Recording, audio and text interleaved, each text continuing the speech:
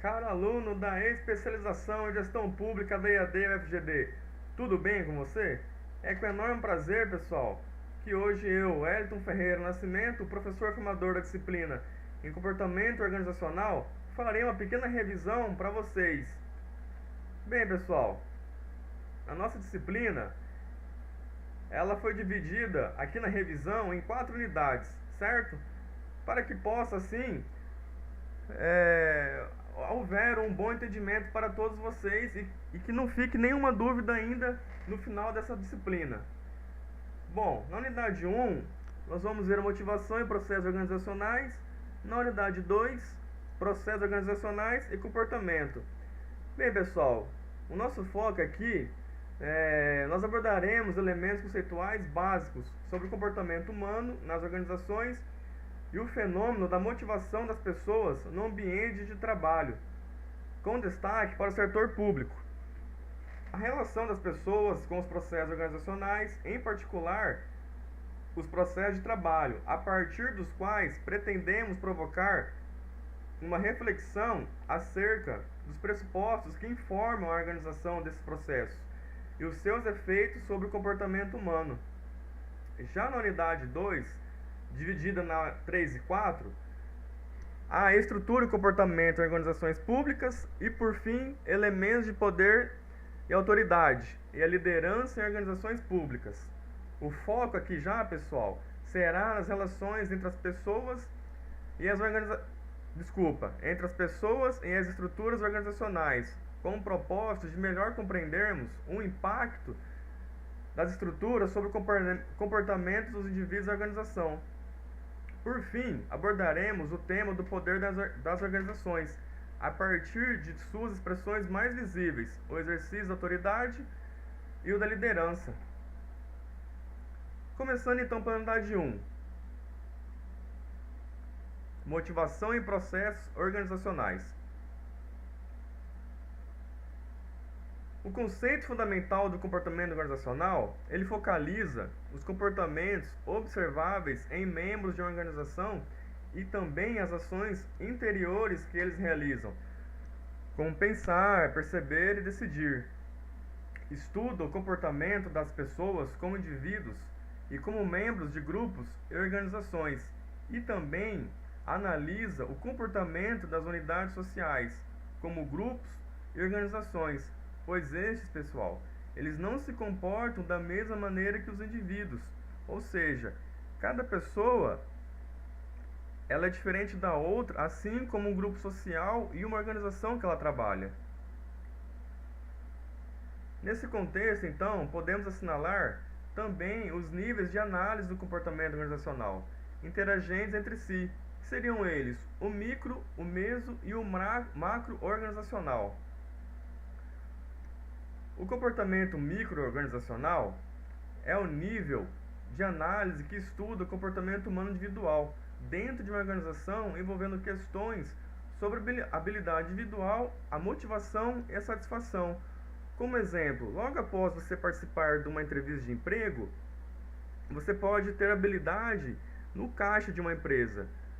Mas se o empregador colocar você para trabalhar em outra parte da sua empresa que não seja o caixa, talvez você já sentirá uma certa dificuldade. Então aqui, pessoal, no comportamento microorganizacional, a análise profunda é da sua habilidade, assim a empresa poderá motivar e com certeza você irá satisfazer com o seu emprego. O comportamento meso-organizacional procura compreender o comportamento das pessoas que trabalham em equipes e grupos. Esse nível de análise aborda, portanto, temas como liderança, a socialização e a dinâmica de grupo. Às vezes, as pessoas elas não têm a capacidade de ser lideradas ou liderar. É uma questão muito difícil de ser trabalhada na empresa. E o comportamento macro-organizacional, ele analisa e examina questões como a estrutura, o estado social, o conflito, a negociação, a competição, a eficiência e as influências culturais ambientais. Dentro dos vínculos e relações laborais nas organizações públicas, podemos definir agentes públicos como recursos, ou seja, recursos humanos no contexto das organizações públicas que prestam serviços à unidade e às pessoas jurídicas da administração indireta, como autarquias, fundações, empresas públicas e sociedade de economia mista. Diferentes categorias classificam os agentes públicos a partir da natureza das relações que estes mantêm com a administração pública. Bandeira de Mello declara que é clara e abrangente sobre agentes políticos, servidores públicos, particulares e em colaboração com o poder público. Ou seja, os agentes políticos são os componentes do governo em seus primeiros escalões. Por exemplo, os chefes de poder executivo, presidente, governador, prefeito, os deputados.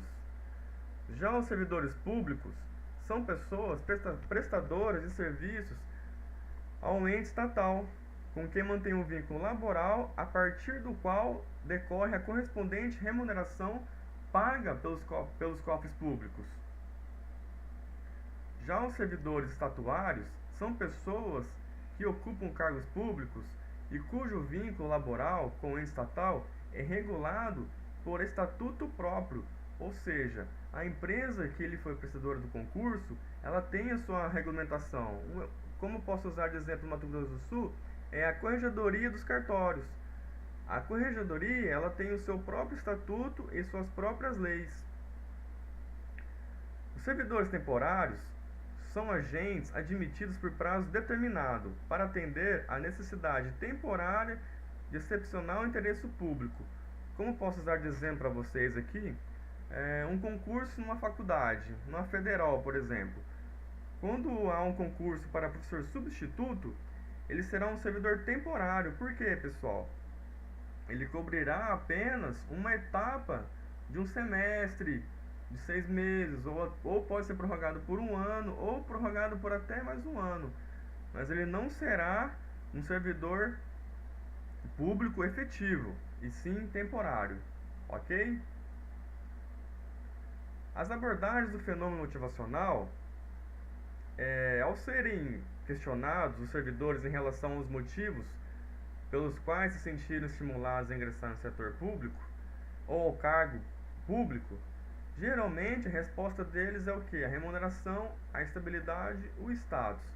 Geralmente, pessoal, os servidores públicos estudam muito, fazem cursinhos e por aí vai. E geralmente não passam na primeira, passam na segunda, na terceira tentativa, mas passam. Mas toda essa função de estudo e abdicação de tempo, geralmente tem um foco, ou seja, é a estabilidade financeira, que ele não corre o risco de ser mandado embora, a remuneração, que geralmente é muito alta, e o status, né, pessoal?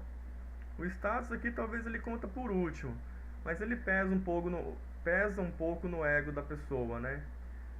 Quando as mesmas são questionadas em relação ao que possa levar um agente público a produzir mais, as respostas tendem a se concentrar em torno da remuneração, ou seja, eles podem até produzir mais, mas com certeza sua remuneração não será a mesma, ela sempre terá um bônus. Reconhecer a complexidade de fatores intervenientes desse fenômeno permite a você superar a limitada perspectiva mecanicista que subordina a motivação e reflexos de variáveis como remuneração ou segurança, e ainda se apropriar de outras lentes de análise para o fenômeno. O que seria isso aqui, pessoal? Remuneração, segurança e se apropriar de outras lentes.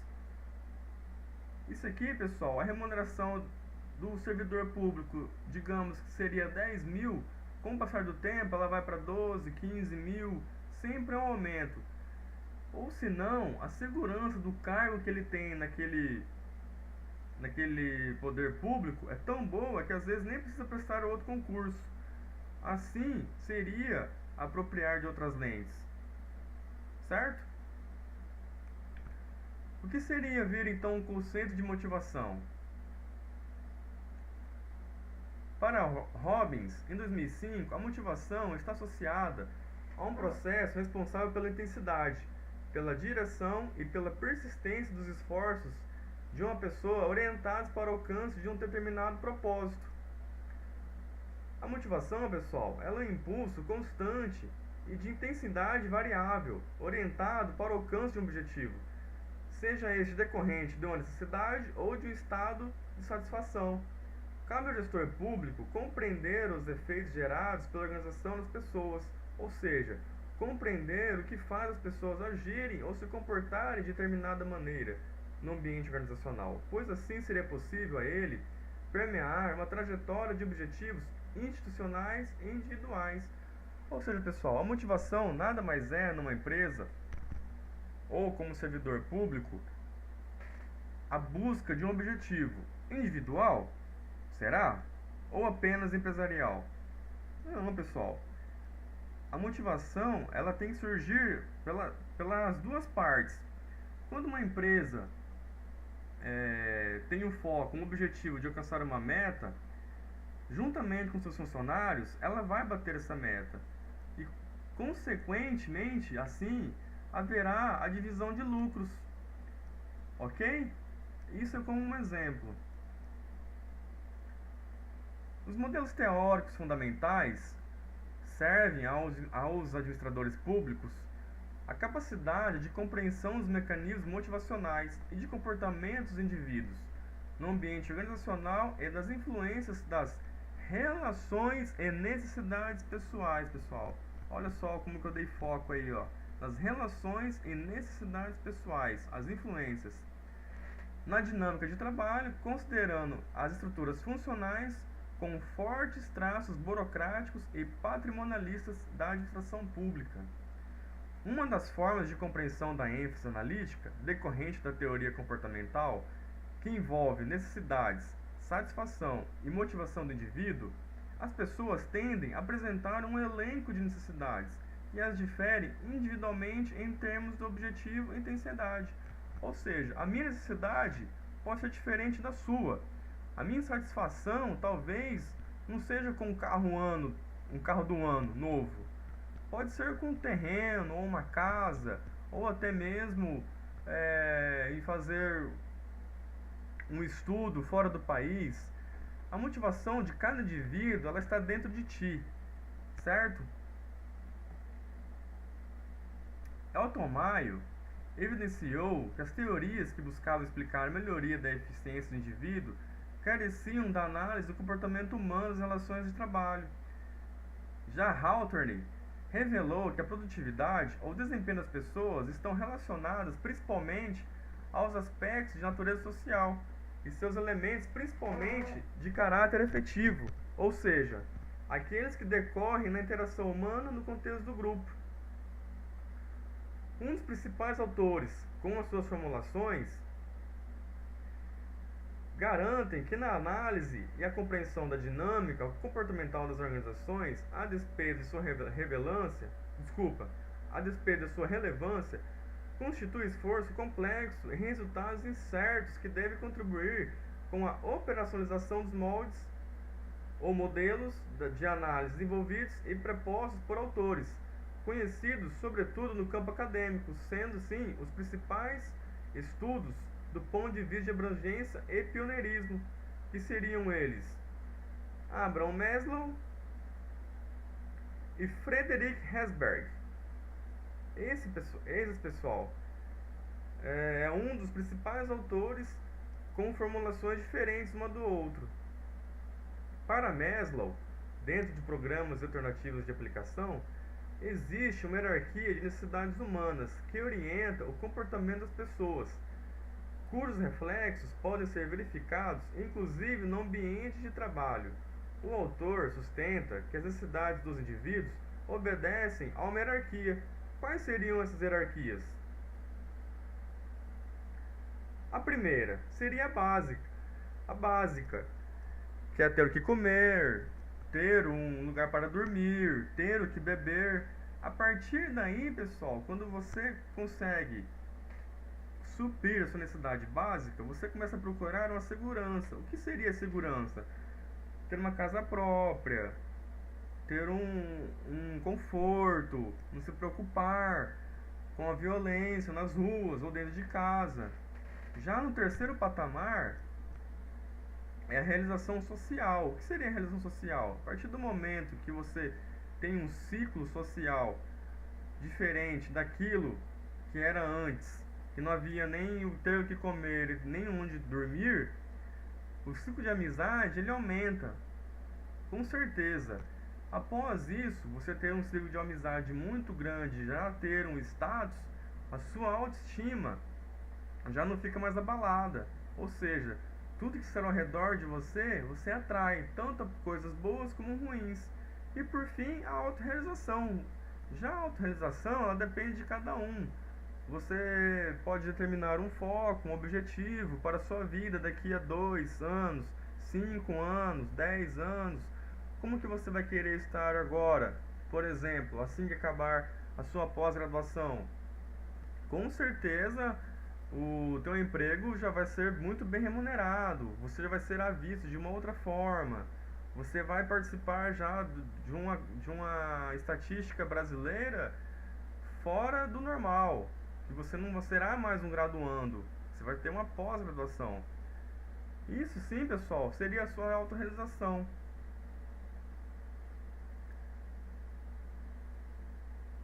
A diferença entre Taylor e Maslow, ela reside no fato de que o autor clássico focou somente nas necessidades básicas como o elemento motivacional, que seria o Maslow, ao passo que a perspectiva behaviorista, que significa que segue os métodos e conceitos do behaviorismo, diz ao estudo, a teoria, o tratamento ou o diagnóstico, evidencia que as necessidades do indivíduo não estavam limitadas unicamente àqueles fatores que eu disse, mas que também estavam associadas ao conceito de necessidades superiores, ou seja, ela envolve demandas de natureza social, de status principalmente e de autorrealização. Uma coisa, pessoal, que é muito difícil no Brasil, se for ver bem, ter status e autorrealização. Geralmente, vou dar um exemplo aqui, pessoas que têm status e autorrealização no nosso país, é jogador de futebol, ator, atriz de novela, e por aí vai. Partindo agora para a unidade 2, processos organizacionais e comportamento. Nesse tópico, nós vamos aprofundar o estudo da organização do trabalho e identificar as relações desse tema com a motivação humana, especialmente no que diz respeito ao conteúdo e ao sentido do trabalho, e de forma mais ampla ao comportamento das pessoas no ambiente organizacional.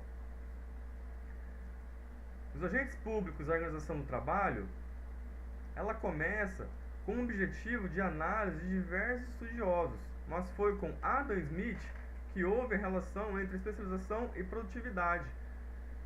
Contudo, o trabalho foi examinado essencialmente com vistas a compreender sua dinâmica, suas variáveis intervenientes e, sobretudo, suas alternativas de elevar a produtividade da organização. Já Taylor, ao evidenciar os aspectos daquilo que denominou de organização racional do trabalho, conferiu acentuada importância à divisão do trabalho e à especialização do operário como determinantes, entre outros, da máxima eficiência organizacional. A formação do gestor público, ela precisa contemplar o desenvolvimento da capacidade de compreender os processos de trabalho, suas origens conceituais, seu horizonte de exaustão e, por fim, o ponto de colapso. O processo de trabalho, seus conceitos e elementos, ele pode ser definido como um conjunto de atividades integradas que absorvem recursos de produção, que o transformam segundo uma determinada matriz de combinação, ou seja, adicionam um valor e fornecem um resultado na forma do produto específico, o bem ou serviço desejado pelo usuário. De modo geral, podemos afirmar que os processos também produzem perdas. Diante disso, destacamos os 6 elementos fundamentais que constituem a definição desse processo de trabalho, que seriam eles: a atividade, o recurso, a transformação, o produto, o usuário e a perda.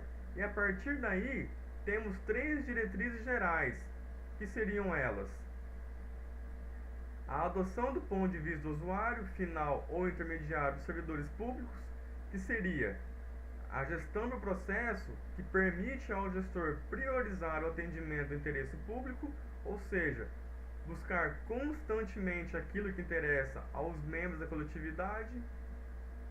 A segunda seria a concepção de processo como meio de organização, fazer o necessário para produzir valor para o usuário cidadão. O contribuinte, que a partir daí os processos não devem ser concebidos, ou seja, configurados como vistas e tornaram-se fins em si próprios, que são a forma de organização do trabalho necessária para operar transformações qualitativas e quantitativas na realidade. A terceira, a satisfação do usuário com o produto do processo da ação do poder público. Vejam só, pessoal, ação do poder público assume posição preponderante como parâmetro de avaliação de desempenho organizacional. Já no terceiro, os usuários não são apenas os cidadãos, destinatários finais dos bens e serviços públicos, mas também os usuários internos, tais como departamentos, seções, secretarias ou ministérios específicos. Assim, pessoal, podemos afirmar que o resultado dos processos e da atuação das pessoas não deve ser medido unicamente a partir do desempenho final ou das atividades que o compõem, mas também pelo nível de intensidade da satisfação percebida pelo usuário em relação à utilização do produto gerado, bem ou serviço público. Partindo para a análise dos processos de trabalho no servidor público, a gestão nas organizações, de modo geral, presencia uma mudança em seu foco ao deslocar das abordagens que valorizam essencialmente a estrutura para o enfoque que destaca a visualização e a melhoria constante dos processos produtivos. No decorrer de uma sucessão de atividades destinadas a produzir este resultado, existe a interferência de inúmeros fatores contingenciais, que seriam as máquinas, as pessoas, capazes de promover o desequilíbrio do ritmo de trabalho. Ou seja, pessoal, aqui na sucessão de atividades entre máquinas e pessoas, o que acontece quando fala sobre o desequilíbrio do ritmo de trabalho? Como a máquina, por enquanto ainda, há algumas que é operada pelos seres humanos, pode haver erros, um erro de cálculo, um erro de planilha, ou seja, a partir do momento que há um erro entre máquina e humano, há esse desequilíbrio no ritmo de trabalho, prejudicando toda uma produção ou um setor público. A segunda categoria de contingências, no entanto, pode ser definida como restrições estruturais. Vejam só, pessoal, eu dei uma grifada ali, ó, para vocês poderem perceber. As restrições estruturais têm como objetivo de analisar o acompanhamento intensivo. Os sistemas, em geral, possuem limitações que impõem obstáculos ao seu melhor desempenho orientado para o alcance dos objetivos organizacionais. Às vezes, no setor público ou nas empresas, há algumas restrições que não são cabíveis. O que ocorre, então, às vezes, que a pessoa que foi designada para fazer determinado trabalho não consegue pelo motivo da burocracia e alguma restrição, que também poderia ser estrutural na parte do escritório ou num ministério, e por aí vai. A análise das perdas no processo de trabalho, de acordo com o autor ONU, em 97, destaca que entre os modelos mais recentes de análise dos componentes do trabalho, o trabalho humano pode ser analisado a partir de movimentos que se estruturam em três categorias: o trabalho efetivo, o trabalho adicional e as perdas. O trabalho efetivo, ele é responsável pela adição de valor ao produto em elaboração de bem ou serviço. Ele ocorre quando a transformação do produto, pela incidência do trabalho. Já o trabalho adicional Ele não transforma o produto ao longo do processo, mas é indispensável para que ocorra a adição de valor. Já a perda é a expressão do desperdício absoluto, pois corresponde a todo o esforço aplicado que não é revertido em transformação ou mesmo em atividade de suporte. A eficiência dos processos, especialmente no que tange ao componente trabalho, ele exige que sejam buscadas alternativas como vistas à maximização do componente efetivo, seguido da minimização do trabalho adicional e da eliminação das perdas. O conceito de produzir justo ao tempo, que em geral tem sido aplicado com mais sucesso no segmento da indústria de transformação, impõe a lógica da produção puxada em oposição ao padrão de produção, baseado em empurrar o trabalho. Vejam só bem a diferença, pessoal. Por fim, a adoção dessas diretrizes de organização do trabalho tem como premissa a maturidade comportamental e o comprometimento das pessoas com os níveis de produtividade estabelecidos. Bom, pessoal, agora partindo para a unidade 3, que é a estrutura e comportamento em organizações públicas, que na nossa apostila seria a unidade 2, começa com os modelos de gestão e estruturas organizacionais. Bem, de acordo com os autores Rich, Miller e Colella, em 2007, define estrutura organizacional como funções de trabalho e relações de autoridade que influenciam o comportamento em uma organização. Os gestores precisam saber como estruturar suas organizações e conhecer as forças e as fraquezas dos diferentes modos dessa estruturação. Nesta unidade, os elementos básicos da estrutura organizacional, examinaremos como a coordenação se estabelece ao longo de linhas de interdependência, como os grupos são articulados em uma hierarquia e como as informações são distribuídas entre os membros da organização para as tomadas de decisão. A organização burocrática em transição, ela é formada por novas feições do fenômeno do setor público. Ou seja, a burocracia, pessoal, é um fenômeno complexo e multidimensional, que pode ser entendido como um sistema social, como uma organização burocrática ou como um grupo social. Fundamentalmente, burocracia é poder. Antes de mais nada, burocracia é uma organização que confere àqueles que a ela controlam uma imensa parcela de poder. Mota e Bresser Pereira, acho que resumiram bem o que significa burocracia, né? Para Weber, ele associa alguns atributos aos membros do quadro administrativo burocrático que são pessoalmente livres, obedecem somente às obrigações objetivas de seu cargo, são nomeados e não eleitos. Vejam bem, pessoal, nomeados, e não eleitos numa hierarquia rigorosa dos cargos. A qualificação profissional, no caso mais nacional, ela tem uma qualificação verificada mediante prova e certificada por diploma. São remunerados por salários fixos em dinheiro e exercem seu cargo como profissão única ou principal. Vejam só a diferença, pessoal, de nomeados e qualificação, profissional. Vocês viram só que diferença? Podemos afirmar, então, que a burocracia como um fenômeno de fundo eminentemente sociológico, conforme a formulação weberiana, teve seus pressupostos fundamentais para o campo da organização e logo em seguida para a administração na forma de um modelo de gestão que passou a ser amplamente utilizado como referência de organização até hoje em nossas empresas no mundo inteiro. A administração pública gerencial, como importante estágio no processo de transformação da administração pública brasileira, ela pode ser denominada de uma burocracia flexível. O desenvolvimento da burocracia pública no Brasil tem eventos bastante marcantes, entre os quais temos a criação do Departamento Administrativo do Setor Público, o DASP, que em 1938, com forte inspiração dos legados de Taylor, Ford e Weber, foram criados.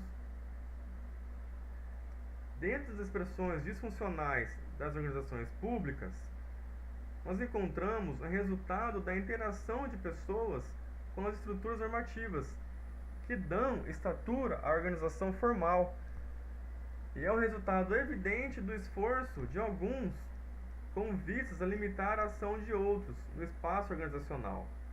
Merton, em 1970, lembra e destaca ainda os principais eventos disfuncionais relacionados à organização burocrática, que seriam eles: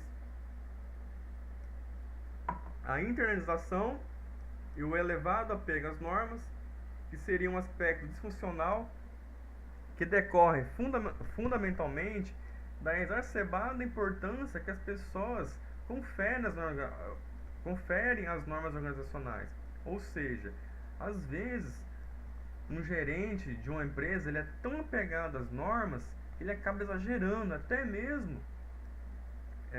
pegando muito pesado com seus colaboradores. Há também um excesso de formalização de rotinas e de registros, que seriam isso: o desvio do funcionamento é consequência do excesso de formalização, de padronização dos procedimentos, do excesso de rotina, do excesso de despacho, de excesso de encaminhamentos e controles aos quais passam a ser submetidos aos atos administrativos, mesmo os procedimentos de natureza mais operacional. Será que vale a pena haver um excesso de rotina nas empresas? Às vezes isso acaba até atrapalhando, gerando um custo de tempo. A resistência às mudanças. Em síntese, podemos afirmar que a resistência à mudança, ela encerra em sua essência o temor pela perda potencial de espaço ou poder. Ou seja, quando uma empresa ou um setor público faz uma mudança, aquela pessoa que está há muito tempo no cargo, ela não vai resistir à mudança, ou seja, ela vai ter o medo de perder seu espaço na empresa ou de ter aquele poder que havia antes somente em suas mãos. Já a exibição de sinais de autoridade, ela é excessiva nos sinais. Ela pode ser também associada a um fenômeno disfuncional típico das organizações burocráticas, que seria o símbolo de status profissional. Pessoal, às vezes o ego da pessoa na empresa ou setor público, o seu status na empresa é tão grande que a sua autoridade ela é tão excessiva que acaba fazendo mal, não apenas para o subordinado a ela, mas também à sua empresa ou setor público. E por último, é o famoso termo fazer a cama. O que seria aqui, pessoal, então, fazer a cama? Este problema representa a defesa de interesses particulares dentro da organização, ou seja, é uma prática do nepotismo, que é um termo utilizado para designar o favorecimento de parentes, vejam bem, favorecer parentes em detrimento de pessoas mais qualificadas, que caracteriza, por outro lado, uma postura patrimonialista. Ou seja, vamos pegar aqui a política. Um deputado pode colocar lá como sua primeira secretária a sua esposa, ou pode colocar a sua filha ou filho, ou um primo, ou um tia, ou uma tia. No Brasil, pessoal, não há mais assim casos de nepotismo na política há algum tempo, né? Mas até uns 10 anos atrás era muito comum isso. Graças a Deus não existe mais isso, né? Mas ainda há casos em alguns lugares que existem pessoas abusadas e agem com nepotismo. Ainda existem, tá, pessoal? Em alguns lugares, infelizmente. A compreensão dos fenômenos organizacionais envolvendo suas causas e consequências representa o estágio precedente e necessária à concepção do mais singelo plano de ação, destinado a transformar a organização e a melhorar seu desempenho institucional. Nas dimensões formais e informais da organização e do comportamento, um dos fundamentais conceitos desenvolvidos no campo da sociologia das organizações que nos permitem compreender com mais profundidade os fenômenos produzidos pela organização informal é ovo de formalismo. O conceito de formalismo é de grande importância para a gestão de pessoas no setor público, especialmente no que se refere à compreensão da dinâmica organizacional. A principal virtude da ação gerencial consiste, no entanto, na possibilidade do gestor público criar condições para estimular os membros da organização à proposição de melhorar os processos e as suas estruturas administrativas. Dentro de departamentalização, que há os critérios da estruturação formal, existe a dimensão formal da estrutura dessas organizações, que pode ser demonstrada através de expressões gráficas, como os organogramas e os funcionogramas, que é comum nas empresas, pessoal. Você geralmente chegar lá no setor do RH, ou mesmo vendo o setor do RH nas empresas, tanto nas empresas como nas instituições públicas, ter lá um quadrinho na parede com um organograma, que é a representação gráfica que mostra a composição formal do sistema organizacional em dado momento, evidenciando assim, além da macrodivisão do trabalho, as relações formais entre as áreas e os órgãos, os subsistemas organizacionais e os níveis hierárquicos institucionais. Ou seja, vai ter lá no quadrinho o chefe da empresa, o gerente, o subsistema da contabilidade, do RH, das vendas, e por aí vai. Isso é como um exemplo, tá, pessoal? Já o funcionograma é o gráfico que explicita as funções desempenhadas pelos órgãos que integram a estrutura organizacional. A importância reside na necessidade de fixação das esferas de competência de cada unidade administrativa, especificando assim, por exemplo, o elenco de funções de competência de cada ministério, secretaria, departamento e etc. Desculpem. Departamentalizar as organizações significa definir seus critérios mais amplos de divisão de trabalho. Essa divisão de trabalho tende a obedecer determinados critérios já sedimentados pela prática administrativa. O critério de departamentalização do tipo funcional é aquele que subdivide a administração pública em áreas funcionais, por exemplo, Ministério da Administração, Secretaria da Educação, Setor de Financeiro, Departamento de Recursos Humanos e etc. A departamentalização por processos destina-se a identificar áreas de trabalho em que são concentrados processos específicos ou atividades próprias como exemplo de organização estrutural por processos, que é o setor de licitação, o de contrato, o setor de compra, a seção de marcação de consultas, etc. Bem, pessoal, partindo então para a última unidade, a unidade 4, os elementos de poder, que é a autoridade, liderança e organização pública, vocês podem ver bem na figura os dois tipos de autoridade e liderança, né? Do seu lado esquerdo, vocês podem ver um chefe que ouve e trata bem os funcionários, e do seu lado direito você pode ver bem o mesmo chefe tratando o seu funcionário mal e com uma autoridade exacerbada. A concentração de poder, ela resulta na centralização, que é um fenômeno de reação do agente em relação a uma ameaça externa percebida. Esses mecanismos são mais intensamente acionados quanto maior for a percepção de eventual risco de ocorrência de fenômeno potencialmente capaz de impor qualquer tipo de perda ao indivíduo. Entre os mecanismos de preservação voltados para o exercício da centralização de poder adotado nas organizações públicas está o domínio do conhecimento, também entendido em uma das suas manifestações negativas como a reserva do conhecimento. No processo de delegação de autoridade, na relação entre o detentor originário do poder e seus subordinados, existem alguns aspectos importantes que devemos considerar, que seriam eles: a clareza na delegação de poder. Ao gestor, cabe definir exatamente o objetivo da delegação, ou seja, que atividade está sendo confiada ao subordinado, o que se espera em termos de resultado e a forma de avaliação dos resultados.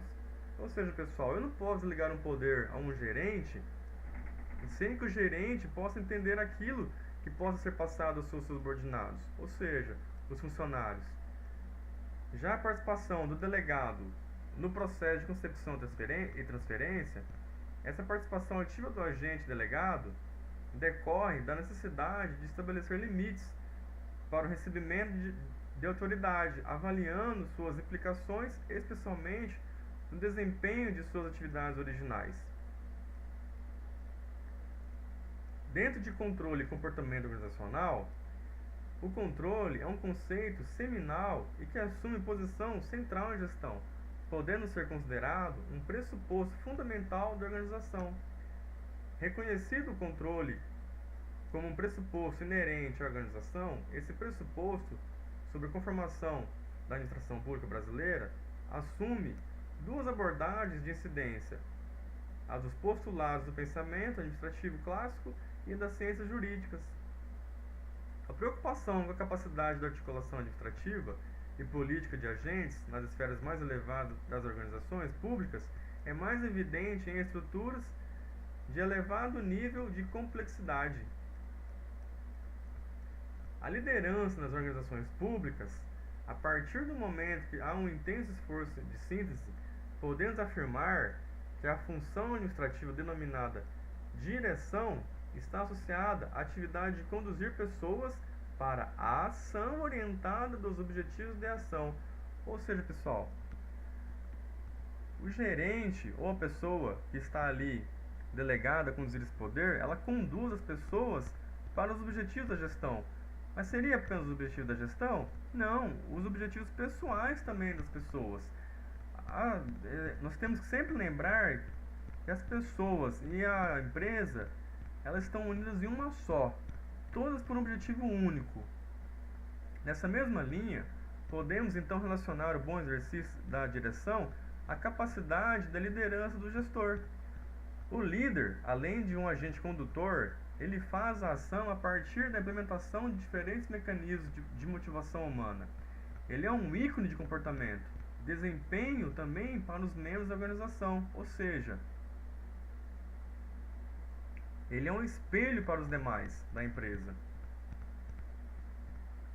Em termos de habilidades e competências pessoais e profissionais, independentemente da incidência das variáveis organizacionais antes referidas, quais sejam elas, a capacidade de um líder está relacionado principalmente ao relacionamento interpessoal, que seria ele o relacionamento dele com a própria pessoa e não com o grupo completo, a percepção e a leitura do ambiente de competência e a habilidade de comunicação e conhecimento, ou seja, ele tem que ter uma visão, pessoal, muito além do alcance do seu ambiente de trabalho, é da competência das pessoas. Ele tem que saber como lidar com as pessoas, como falar com cada tipo de pessoa e conhecê-las bem. A liderança está associada ao exercício dessa espécie particular de poder. Na administração pública, portanto, podemos identificar diferentes demonstrações de exercício de liderança, envolvendo desde relações formais até arranjos de poder, essencialmente informais, esses por vezes mais perenes e sólidos. O poder é política, a influência no comportamento organizacional. O exercício da dominação, segundo Weber, em 1999, depende de um certo mínimo de vontade de obedecer, isto é, de interesse externo e interno na obediência. Vejam só que interessante essa frase, hein, pessoal? Depende de um certo mínimo de vontade de obedecer.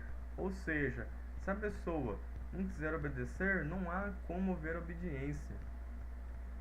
Esse fenômeno é verificado, portanto, nas situações em que há ganhos mútuos, caracterizando a situação típica de a situação típica de alguém que obedece não somente pela via de coerção, mas pela crença na legitimidade do exercício da liderança. Ou seja, não é o fato do simples obedecer, mas obedecer para que haja sucesso na empresa. O modelo definido por Weber em 2000 para analisar e compreender a dominação contempla 3 tipos puros: o carismático, que é o primeiro. Nesse tipo puro de dominação, a legitimação decorre na qualidade pessoal extraordinária, em virtude da qual se atribuem a uma pessoa poderes ou qualidades sobrenaturais, crença em atributos mágicos ou heróicos de uma pessoa. Ou seja, o líder ele é tão carismático que ele é visto para os seus subordinados como uma pessoa do bem, uma coisa que ele pode resolver num passo de mágica. Veja só que interessante. Já o tradicional é a legitimação baseada na crença cotidiana, no caráter superior das tradições vigentes desde sempre, as históricas, aquele líder que nunca muda. Ele sempre vai pelo tradicionalismo. Já o racional legal, esse tipo de dominação está associado ao mecanismo de legitimação da crença na validade de origem das ordens estatuídas e do direito de mando daqueles que, em virtude dessas ordens, são nomeados para exercer a dominação. Uma das tipologias úteis para compreendermos as bases de poder é apresentada por Robbins em 2005, que define o poder coercitivo, que é o exercício desse tipo de poder, é dependente da possibilidade de impor sobre as pessoas o medo em relação às consequências negativas que lhes podem ser impostas. O poder de recompensa, olha só a diferença, pessoal, né, entre o medo e a recompensa. Aqui, a submissão das pessoas ao dirigente é obtida com base na capacidade de distribuição de recompensas, uma promoção, a concessão de função de confiança ou vantagens de forma geral. O poder legítimo, ele depende do exercício formal de cargo em cuja descrição ou esfera da competência esteja contemplada a possibilidade de ação e de decisão de punir ou de recompensar. Já o poder do talento, ele tem como fonte de influência a reconhecida perícia, ou seja, o domínio de determinada parcela de conhecimento. O poder é resultante de habilidades ou conhecimentos específicos na área. O líder já tem um nato talento para determinada área da sua empresa. Já o poder de referência é a fonte desse poder e está na identificação de pessoas que detenham traços pessoais desejáveis. Ou seja, às vezes o chefe da organização, da empresa, ele procura alguns traços que são desejáveis para ele. Então ele pode suprir com este líder um determinado problema. Bem, a dependência como componente do poder. O uso do conhecimento como mecanismo de exercício de poder está associado à capacidade de sua geração, ou seja, a produção. Nesse sentido, quanto maior for a capacidade de um indivíduo de transferir conhecimento, maior será o seu poder, que decorrerá do reconhecimento do seu potencial de produção, da sua capacidade de fazer circular o conhecimento antes produzido e estocado, que impulsionará assim, mediante a troca por interação, um ciclo virtuoso de expansão da capacidade criativa e do volume de conhecimento. Ou seja, pessoal, aqui, quanto mais você tiver o conhecimento e mais você puder disseminar entre as pessoas, melhor. Não vale a pena você guardar aquilo que você sabe apenas para você. Se você souber de alguma coisa, ter um conhecimento específico sobre algo que a outra pessoa não saiba, faz muito bem, pessoal, dividir com o outro. Dentro de poder político, a influência no comportamento organizacional, sobre essa perspectiva tradicional, a análise da dependência de uma estrutura ou pessoa em relação a outra, ela pode ser compreendida a partir de três componentes principais, que seriam eles: a importância da determinada pessoa para o funcionamento da organização pública, seja pelo domínio de determinada parcela de conhecimento em regime do monopólio. Esse seria o primeiro. Já o segundo, que é a escassez, impõe à administração pública uma importante restrição operacional, que confere ao recurso limitado a condição de objetivo de dependência. Bem, pessoal, terminando então, podemos acentuar o quadro de dependência da administração pública em relação a determinado profissional com o atributo da não substituição o poder proporcionado pelo controle de um recurso que é definido na proporção inversa na qualidade de substitutos variáveis que esse recurso possui.